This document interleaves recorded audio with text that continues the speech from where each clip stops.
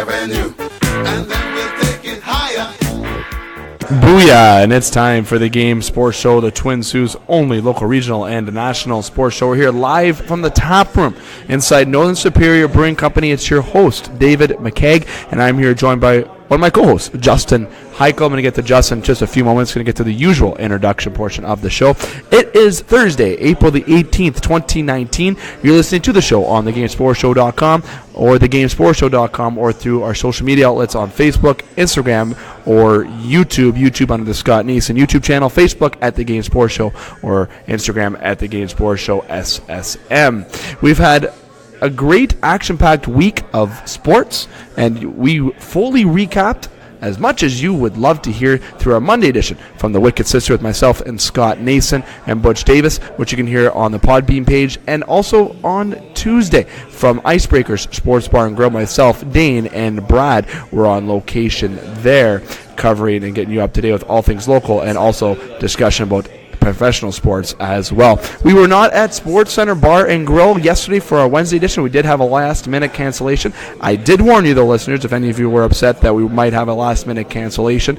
We did have the cancellation at around 7 o'clock, so we were unable to get a quick cancellation online and to let the listeners know. But we do apologize that we did not have a show from Sports Center last week. We will have a show next week from Sports Center Bar and Grill. We do plan to be at a full schedule next week with 4 shows, being The Wicked Sister, Icebreakers, Sports Center, and Northern Superior Brewing Company, where we are here tonight. I want to say thank you to Scott Nason, who's going to be our board operator tonight, and to you, the listeners, for making us a part of your night tonight. Now, we're going to have a quick and dirty edition. We had a quick and dirty edition on Tuesday. Quick little reminder, quick and dirty edition is a little bit less than an hour. Be approximately a half hour to 45 minutes. The show, yours truly, has to hit up a stag and support a friend of mine, Brendan Cochimilio, whom is getting married as well. And I know Justin Heichel has some commitments as well. We want to ensure that we get you up to date on all the local and professional sports news on the Twin Sault's only local, regional, and national sports show as best as possible.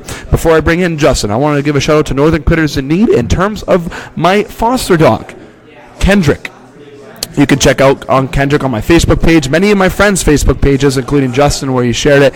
Also on Northern Critters' Facebook page, where we have shared many updated photos and information about Kendrick. He is approximately 2 years old, a Shepherd Husky mix, whom is up for adoption.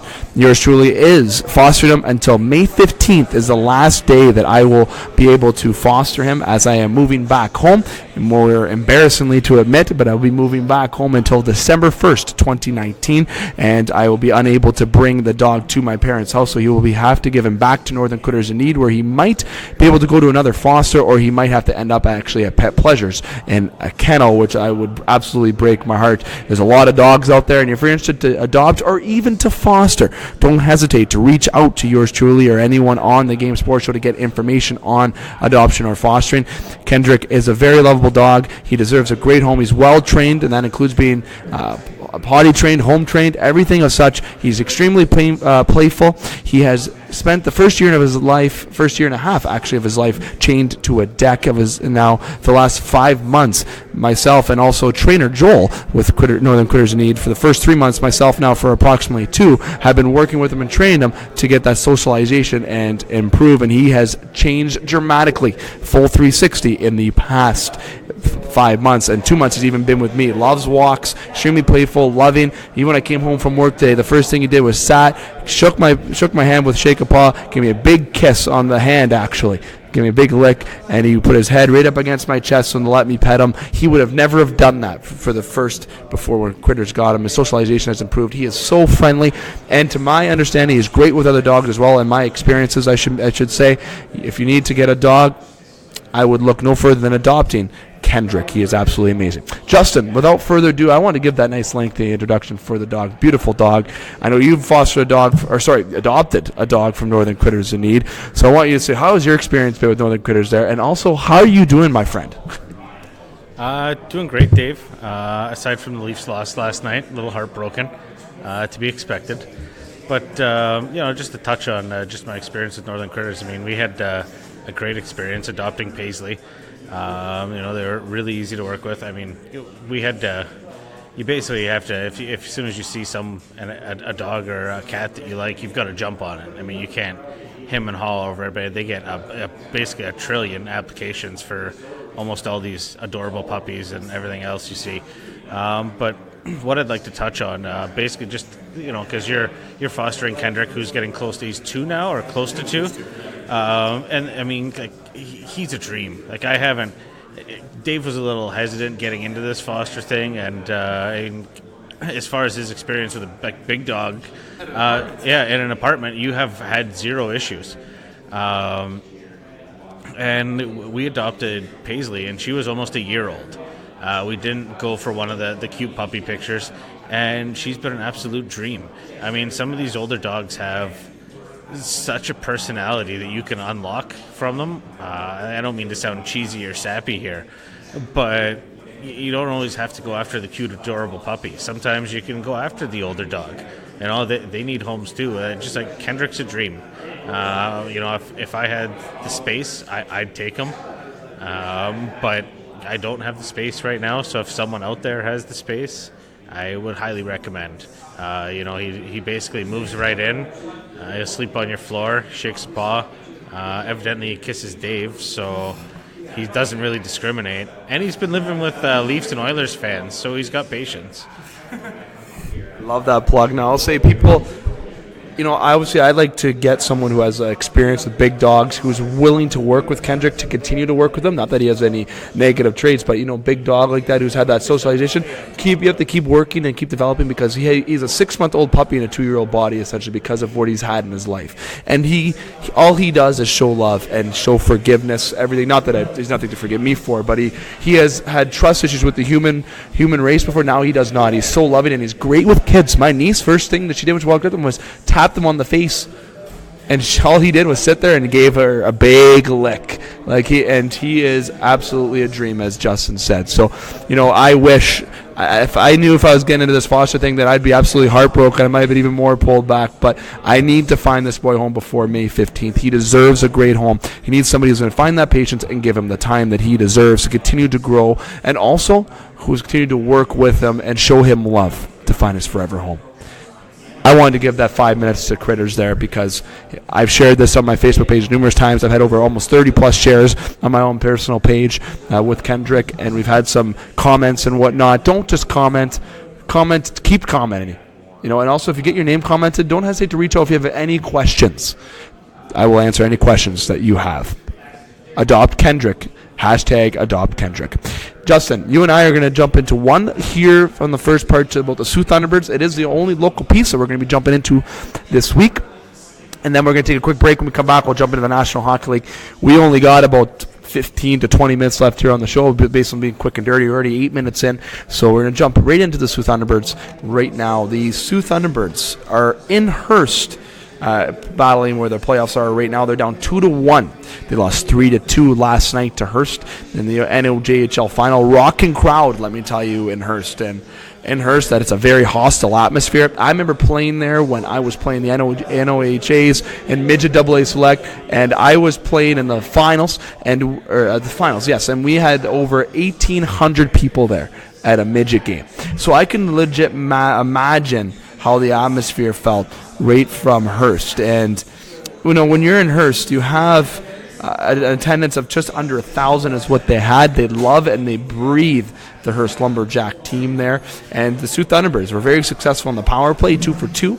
And they were great. They're perfect on their kill. However, you have Noah Bowman, who's got 2 goals for the Thunderbirds. However, Nicholas Tellerico from the Hearst Lumberjacks had 31 saves, and Bradley Goland had a goal and an assist leading the way for the Hearst Lumberjacks to get the W for Hearst. Now, the Sault Thunderbirds are in action on Thursday, which is tonight at 7 o'clock. When you hear this, by the time you hear this show, if you're not hearing it live, the game might be completed. But if you are hearing this up live, that the Sault Thunderbirds puck drop is in approximately 20 minutes. We did not get any comments from any of the Sault Thunderbirds staff currently, as they are currently unreachable being in Hearst. But we do plan to have John come on the show for at least a pre-recording prior to Saturday's game and prior to his game Monday, so we can all put it into one show on Tuesday or next Thursday with a lot of sideline reaction. The Game Sports Show will be there on Saturday at 7 o'clock. Myself may not be the individual, as I may be in the Mayor's Finals. that day, as the Mayor's Cup semifinals is on Friday, and yours truly, the Game Sports Show, will be playing against Mr. T in the semis. Big game at 8:30 at the Pee-wee. It's going to be an absolute exciting game. The game prior to that will be the Waterbugs against Bucci's. Everyone knows what Bucci is. The D-Corps led by Jordan Smith, Craig Amadio, Jorgensen as well, and Dylan King. That's their 4D guys back there. Former Greyhound and former pro hockey players. Very threatening team there for sure. And here on the Game Sports Show's team, Brett Nasby, draft pick of the Florida Panthers. And also through Mr. T, you have Mickey Sotoretto there, local product who's well known. Very good teams playing against each other. And I should give a shout out to the Bugs as well. They're playing against Bucci's. Preston Mitzi, former pro hockey player, playing there as well. So if you want to go to the Pee-wee, 7 o'clock and 8:30 are those games there. But going back to the Sioux Thunderbirds, speaking of players who, a lot of my players, teammates I play with are former Thunderbirds, a.k.a. myself, Joe McCauley and Jerry Patingolo, amongst other company. The Thunderbirds need to win Game 4. They need to get back in the series. They can't come home down 3-1. You got to find a way to win in that hostile environment in Hearst. I think you just got to grind it out. I mean, kind of block out the noise and just play your game. It's I don't want to say they've had trouble with Hearst all season, but Hearst has kind of been the monkey on their back. And I don't know if they play too much into the way Hearst style of play and don't play the Thunderbirds. I don't know.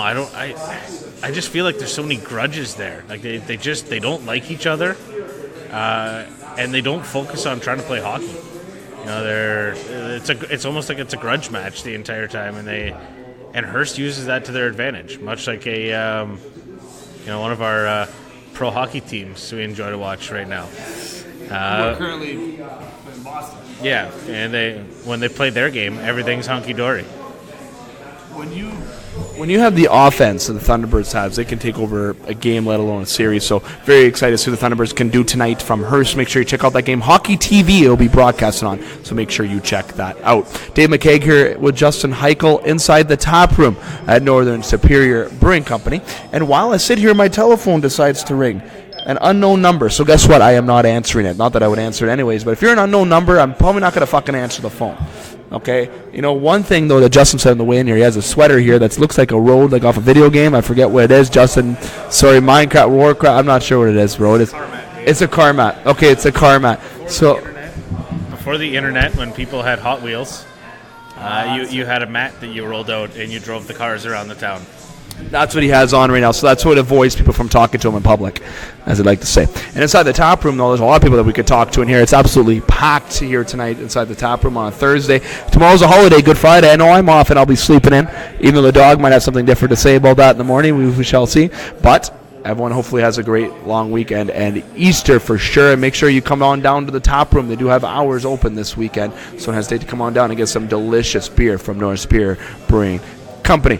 Justin, the Sioux Thunderbirds are in action at 7 tonight. If they come back home with a series tie 2-2, which is the plan, or even down 3-1, whatever may be, they still have a game on Saturday at 7 o'clock. As I mentioned, it'll be 7 and 7 for Game 6 and 7 on Monday and Wednesday, respectively, if necessary for those extra games. Now, Dave McCaig here with the Game Sports Show. We're going to take a quick break. When we come back, we're going to continue some hockey talk. It's going to be in the National Hockey League, and I'll round out tonight's show with a little update in the Major League Baseball, a little tidbit on some games that went on and some quick recap about some standings early in the season. But I got to make sure I include the 3 up, 3 down. We got approximately not even 10 minutes left here on the show, and we're going to action pack and cram everything as best we can. So you're going to hear from our sponsors. When we come back, we'll give you that. You're listening to The Game. The Game Sports Show is pleased to shout out a partner, additional home, and sponsor to Northern Superior Brewing Company, located on 50 Pym Street in Sault Ste. Marie, Ontario. Northern Superior Brewing Company having a strong presence locally with many beers to offer. With much involvement in the community of Sault Ste. Marie, Northern has a sport and friendly-like atmosphere within its tap room, and during the summer months, it is a must to visit Pier 55 to enjoy some delicious food, amazing view of the water, and view of the Bush Pulling Museum right on the cusp of the Hub Trail, and of course, all of that down with a delicious brew from Northern Superior. Northern Superior Brewing Company. It's a northern thing. The Wicked Sister, Sioux, Michigan. Check TripAdvisor, ranked right towards the top. Awarded the Certificate of Excellence, as well as voted #1 pub in the UP.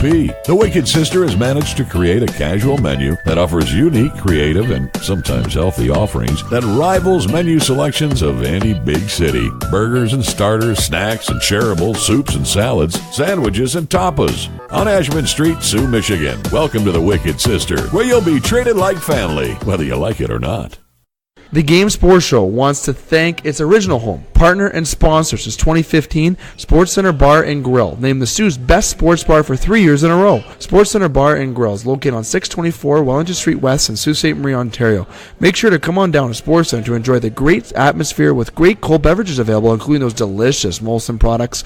Don't forget about their famous 75-cent wing nights on Wednesdays. They're truly the best wings in town. Like and follow Sports Center on Facebook at Sports Center SSM. We look forward to seeing you today. Sports Center Bar and Grill, the Sioux's best sports bar. The Game Sports Show would like to thank an additional sponsor and special edition home to the game, Silver Creek Golf Course, located on 104 Bellow Lake Road, Garden River, Ontario. And also shout out thank you to Silver Creek GM Jamie Henderson. Silver Creek Golf Course has many specials to offer for 18 holes, 9 holes, and even Twilight Deal specials. It does not matter what your level of golf game is, it is a must to enjoy the scenic course, memorable experiences that Silver Golf Course offers. Silver Creek also offers a Thursday wing night for you to enjoy food after a stellar time on the course. You can book your tee time by phone or online at golfsilvercreek.com. Silver Creek Golf Course, where all are welcome to play. The Game Sports Show would like to thank a list of additional sponsors. North Shore Sports and Auto, new location located on 647 McDonald Avenue, Sault Ste. Marie. A family-owned and operated business with doing business in Sault Ste. Marie for over 10 years. Loads of products available for your enjoyment for all seasons. North Shore Sports and Auto, we understand the importance of quality service and products, and we work hard to ensure that all customers have a positive experience before and after each and every sale. North Shore Sports and Auto, meeting all of your new and pre-owned equipment needs. Special thanks to Salon. The Salon, located on 589 2nd Line East, Sault Ste. Marie, Ontario. Owned and operated by Mike Cuglietta. Book your appointment today at 705-941-9191 or via online at https://thesalonsioux.as.me-. The Salon, making the Sioux beautiful, one haircut at a time. As well as a shout out to the Superior Pro Shop. The Superior Pro Shop, located inside the Community First Credit Union Superior Arena on 285 Northern Avenue East, Sault Ste. Marie, Ontario. Owned and operated by Jeremy Paquin and ran by Larry Monroe. Superior Pro Shop, for over 40 years, meet all of your skate sharpening, skate repair, and hockey needs. Also to Discover the Canvas. Discover the Canvas, located on 317 Wellington Street West, Sault Ste. Marie, Ontario. A beautiful, new renovated building owned and operated by expert artist and Sioux native Katrina Thibodeau. Katrina taking her talents of the ink in Sault Ste. Marie and truly creating the best and most realistic art locally. Call Katrina today at 705-450-8099 or email her at discoverthecanvas@gmail.com to book your tattoo or consultation today. Hi, it's Craig Hartsburg, former NHL player and NHL coach. Welcome to the Game Sports Show. Welcome back to the Game Sports Show, the Twin Sioux's only local regional and national sports show. Dave McCaig here live from Northern Superior inside the Taproom. Action-packed here as always. I'm joined by one of my co-hosts, Justin Heichel, and we're not joined by our other co-host. It is official that Dane Hantrell will not be on a show until late October, early November in the year, as he is going back to Red Lake on Friday. Justin's disappointment and my disappointment that he is not here tonight to do the last show. His last show was on Tuesday, as we predicted from Icebreakers. So myself and Justin are bringing you this show from Northern Superior for the future. We'll have Jamie on here and Brad Coachmillo time to time, and even some special fan guests to fill that third spot going forward. So if you ever want to be a fan guest, don't hesitate to reach out or comment below or reach out to yours truly. Come on the show at any time, as long as we follow it the right order. If we get a lot of inquiries, we'll be having a draw, and if your name maybe gets drawn to be a fan guest, maybe you get a prize as well. And speaking of prizes, don't hesitate to follow our social media pages, as we have our bonus prize giveaway draw coming very shortly. It's going to be a surprise, as I mentioned, to when that's drawn. It'll be to all the people who were involved with the previous draws on Instagram and Facebook. We'll also have some new giveaway contests coming up on social media in the very near future, so make sure you keep an eye on that. Now, Justin, continuing our talk here in terms of the hockey segment, we're going to jump right into the Toronto Maple Leafs. They play Friday night I play at 8:30 on Friday night, actually, so right in the middle of that game when they're in there. So I'm upset that I might not be able to watch the full game, but I hope before I go on the ice that the Leafs are able to have a better start than what they did in the first game against in the game 4 against the Boston Bruins, as the Leafs lost 6-4 to Boston. But they battled back. They showed heart. Absolutely love that. Toronto splits one at home. They split one in Boston, going back for a pivotal Game 4 at the TD Garden, where it's a hostile environment for the Maple Leafs. It is important that the Toronto Maple Leafs walk away from the Garden with a Game 5 victory. And you and I were texting yesterday, and we were kind of questioning the shots on net weren't hitting the net.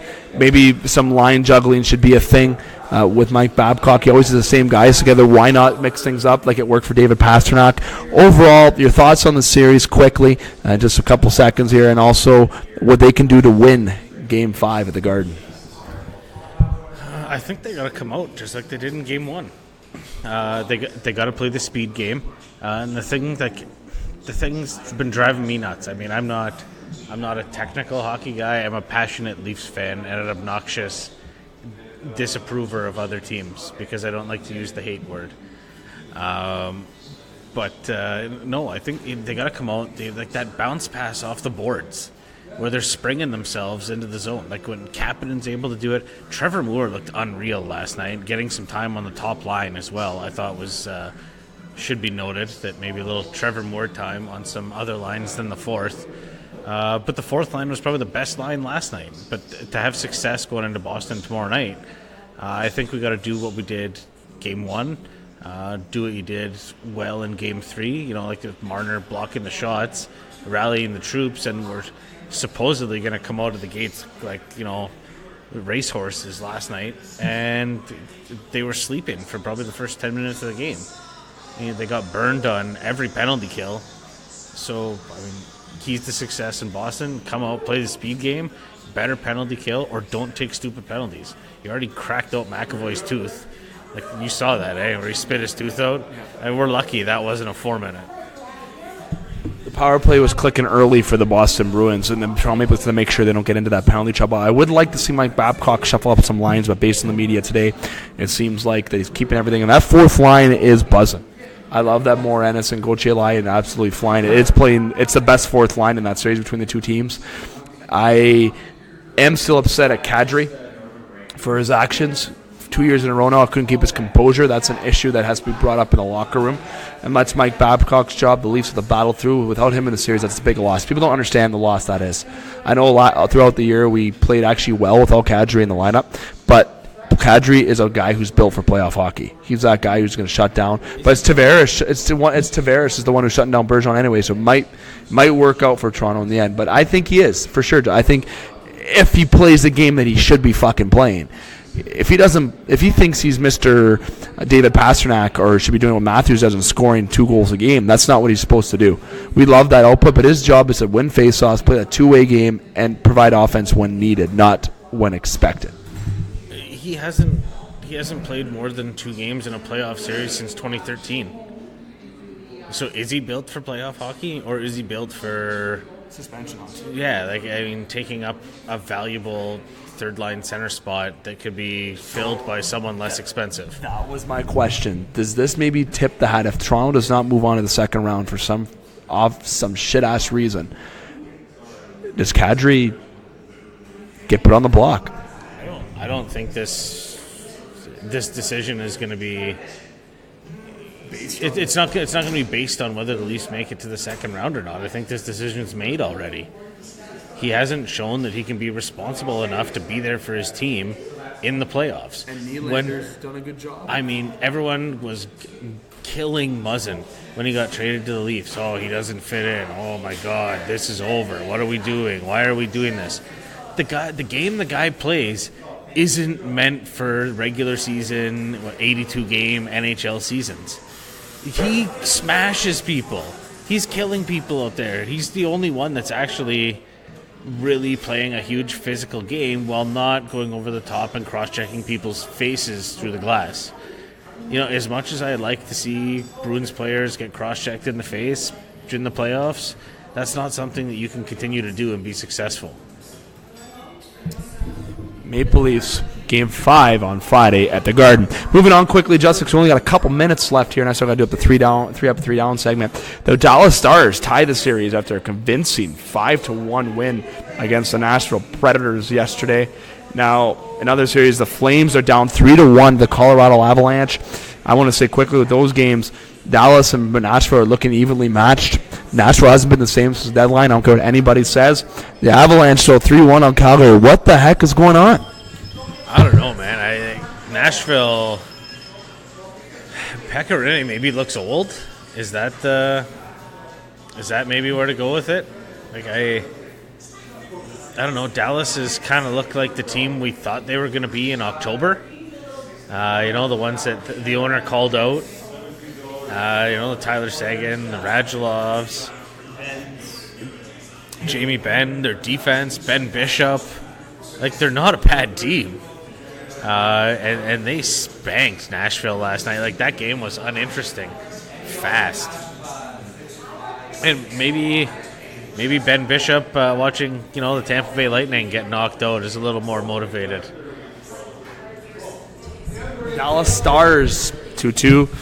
Colorado 3-2. Cale Makar. Guy is absolute stud. Dade Henshaw will second that. Calgary needs to find a way to battle back. Let me tell you, I can't see them losing at the Saddle Dome. To be honest, I really think they're going to rally back, and that's Giordano and up to Mr. Peters to get the boys rallied there. But too much talent on that Calgary team, but it's going to be tough to try to win 3 straight against Colorado, who is absolutely fucking buzzing right now. They are buzzing. The Colorado Avalanche look like they have the energy of the Columbus Blue Jackets right now. That is what I compare that to. They're flying.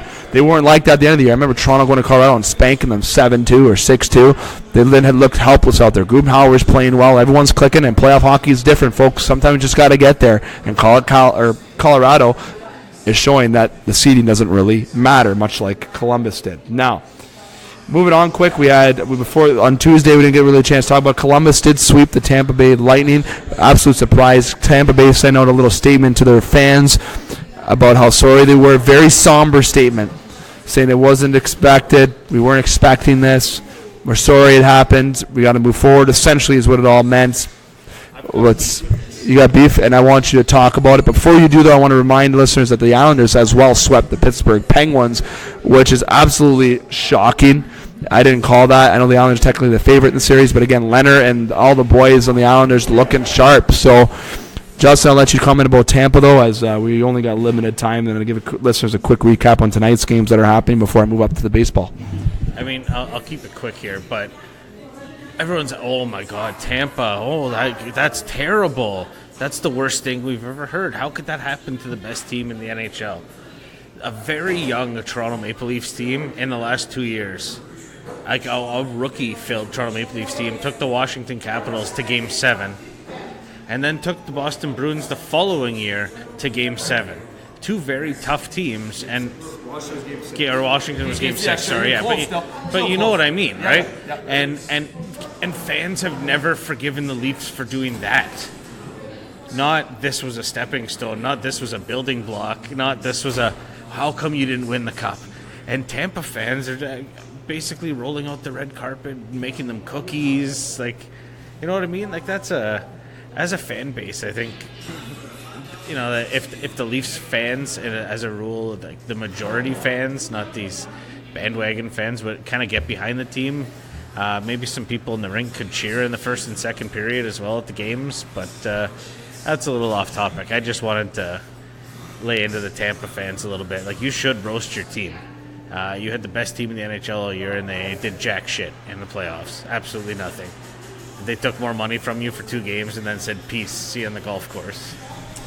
Panarin and Bobrovsky loving life right now in Columbus. Should they re-sign them? No, definitely not. I don't think so. But at the end of the day, Columbus looking solid. Toronto, Boston's who they await. The Islanders await Carolina, Washington. And speaking of those games, Carolina, Washington are in action tonight in Carolina.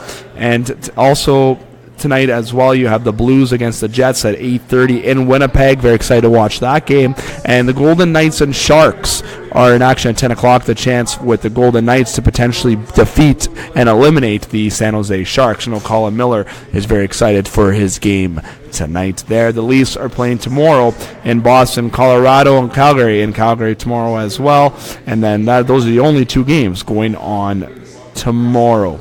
Now, Rob, my quick little thing with the NHL playoffs, loving it, loving what's going on. It's very exciting, entertainment for sure, and I give the hats off here to the National Hockey League for what they've been able to do with these playoff matchups. It's good, but I still want to see a playoff format change.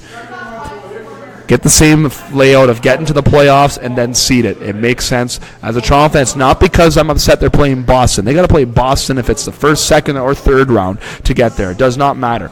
I think, and Columbus fans, and Tampa and Columbus, maybe they should really watch what they say about the playoff format, because Tampa did get one of the worst seeds in the playoffs, so it didn't really change anything. But I like when you have the first play the 8th, second play the 7th, third play the 6th, and fourth play the 5th. I like that old-fashioned way. You finish first, you should have the award to play the last place team. But hey, sometimes it's not a reward. Sometimes you get your ass spanked or get your ass swept. Questionable. The playoff format, does it really make a difference if you change it? Columbus is showing that it doesn't really matter. Toronto fans can continue to complain as they get to play Boston every time, but you got to slay the dragon to move on, like Washington beat Pittsburgh last year to win the cup. Going into my 3 up, 3 down segment before I let Justin go. The Blue Jays, first point, my first swing. 8-12 now. The Jays are 4 games under 500, making it interesting. They're third in the division. Justin, I know we're only 20 games in, but you know what? The Orioles and the Red Sox, 7-12. The Red Sox are 6-13 right now. Brutal start out of the gate for the Red Sox. Can't see that keeping up. But speaking of a team that's hot, the Rays are 14-4. The Yankees are 5.5 game back of the Rays already early. The Rays setting the standard. Look at very good ball team there at Tampa Bay, doing simple games to win. Simple things to win ball games. Now, second swing, Chris Davis. Chris Davis of the Oakland Athletics signs a 2-year extension, take another impending free agent off the market next year. And Chris Davis has been an absolute stud. Let me tell you right now, in terms of hitting home runs, he has 10 home runs this year already. Bellinger has 9, and Yelich already has 9 as well. And what about Paul Goldschmidt having 7? I love the look that Paul Goldschmidt has on St. Louis. Watch out for that going forward. One big thing that I got to stick out, though, strikeouts. Speaking of stats, which will lead to our third point. Strikeouts. Drury of the Toronto Blue Jays. Brandon Drury leads the league with Soler from the Kansas City Royals with 27 strikeouts already in the year, very early in the year. Does he ever? But Paul Goldschmidt also is in the top 5 in that with 25 strikeouts already there. And sticking to the stats on my third swing, I got to go with batting average. Bellinger of the Giants. Cody Bellinger of the Los Angeles Dodgers with the .429 batting average. Absolute stud that he is. But the bigger stud, Mike Trout, .571 on-base percentage. The reason I'm saying these stats, to give everyone a good little look at what's going on early in the major league seasons. Some of these players that are expected to do well are achieving. Teams that are supposed to achieve are. Look at the Astros and Mariners are looking absolutely amazing, leading the way in their divisions. You have the Cleveland Indians, who are expected to win their division, but the Tigers battling right now, being 500. Lots of good stuff going on in baseball, but you definitely got to watch out for those Phillies, speaking of stats, and the Brewers. Watching those teams very closely. My third swing was about stats. Did I strike out, or did I just club the ball to a home run, a single, or did I pop fly out? Let me know what you think below with the 3 up, 3 down. As the season goes on, we're getting into more baseball analysis, but tonight we especially don't have time. But with all the content that we have to keep it limited. But as the hockey season comes to a close, we'll have more content with local baseball and professional baseball as the summer gets closer and closer. Now, without further ado, Justin, we are getting to our conclusion portion of the show. Quick and dirty show, as we expect. Sometimes as listeners enjoy, because sometimes they don't want to hear my voice for more than an hour. Justin, I want to say thank you to you for coming on by, and we will see you next week. Potentially Tuesday, potentially Wednesday, for sure Thursday next week. Be there Wednesday for sure. We got the NFL draft show. We got to talk about the schedule. We got some big football news. We're going to have some guys from the Cats there. It'll be a good show. Wednesday, you'll be there at Sports Center, and Thursday, you'll be here at Northern. Next week, we have a show, all 4 shows, as I mentioned. We'll be covering everything Monday with our usual agenda. Same with Tuesday, everything local on that local side, especially with the more. Sue Thunderbirds will be leading that local show from Icebreakers for sure, as we hope to have John Parko, some interviews there. Potentially the Thunderbirds, if they have the ball back in the series, they could have a championship game getting closer to home in Game 7 next week. Well, also on Thursday from Northern Superior Brewing Company, I hope to have a surprise guest come on there for tomorrow's or for next week's show as well. So make sure you keep an eye on our social media pages and uploads for all potential giveaways and up-to-date news. Now, Justin, I'm very thank you to you. I want to thank you to the listeners and to Scott Nason, who is our board operator tonight. I want to say thank you to all of our sponsors: Northern Quitters in Need, Big Brother, Big Sister, Northern Superior Brewing Company, Sports Center Bar and Grill, The Wicked Sister, Silver Creek Golf Course, The Salon, Superior Pro Shop, Discover the Canvas, Eagle 95.1, North Shore Sports and Auto, and the Superior Pro Shop for all their contributions as well to the show. And especially another additional shout out to Northern Superior Brewing Company and here inside the tap room, action packed, but for all the great things John Cavalier and Blake Winter and everyone here at Northern Superior does for us here on the Game Sports Show. And the next time you're going to hear us will be Monday from the Wicked Sister, myself and Scott Nason, Butch Davis, and EJ Russell.